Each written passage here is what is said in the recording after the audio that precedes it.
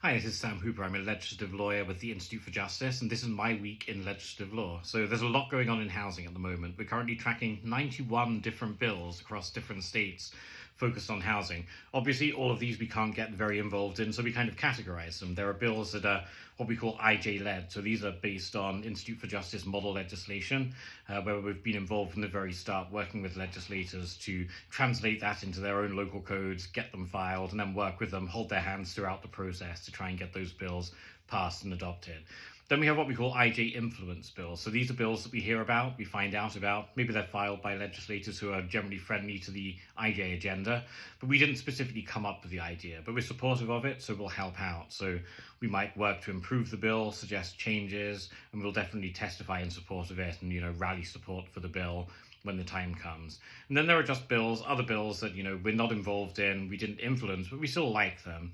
And we might, in those cases, just submit written testimony in support if they have a committee hearing, but otherwise we tend not to stay involved. And it's necessary to triage like that, because with that many bills, and zoning is definitely having a moment right now with housing reform and people wanting to solve the housing crisis, we can't get involved in everything. So we have to prioritize, we have to manage our resources carefully. So of those 91 bills, probably 3 or 4 of them are what we call IJ-led, where we've taken a very front seat all the way through. There's probably another 10 or 15 bills where we've had some interaction with the legislature, where we've suggested some changes, some improvements to the language that are being made. And then the rest are bills that we're tracking that they're broadly good, or in some cases bad bills that we're looking to oppose as well. So those are kind of the 3 categories. So this evening, I'm writing written testimony in support of 3 bills, 3 good zoning bills in Connecticut, Montana, and Oregon. Tomorrow, I'm traveling to Springfield, Illinois for the first time, so my first time heading to that particular state capital to testify in person in support of 2 good bills. So there's an accessory dwelling unit bill, making it easier to build those ADUs, those granny flats, casitas, whatever you want to call them. And then a missing middle housing bill as well, that would make it easier to build things like duplexes, triplexes, townhomes, small apartment buildings, all of those kind of good things. Then Wednesday, I'm flying back from Springfield because on Thursday there is a committee hearing of the Texas House Land and Resource Management Committee.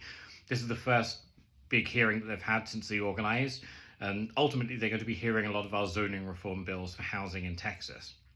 This will just be an initial bill where they'll be receiving invited testimony just on the scope of the housing problem, like how bad is the housing crisis in Texas and what can we do to solve it.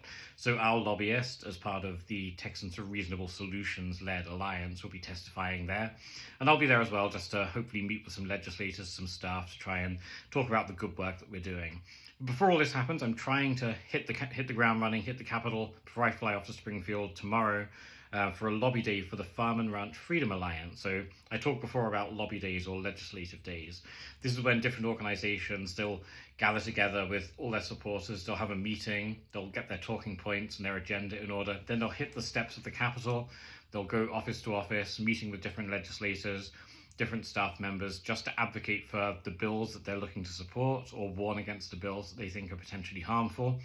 So in this case, with the Farm and Ranch Freedom Alliance, they are supporting what we call a cottage food bill, making it easier for people that produce food in their home kitchens to sell that food to the public. So a lot of people can get their start doing this. It's a good sort of low capital, entry-level way to get into business, to found a business. Lots of immigrants do it and lots of other people.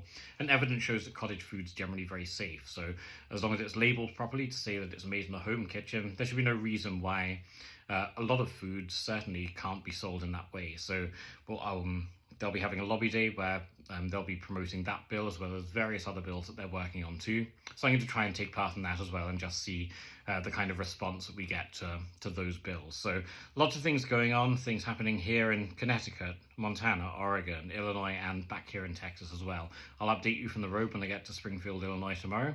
As always, stay with me, like, follow, subscribe, keep watching me. Thanks for following Ledge Lawyer.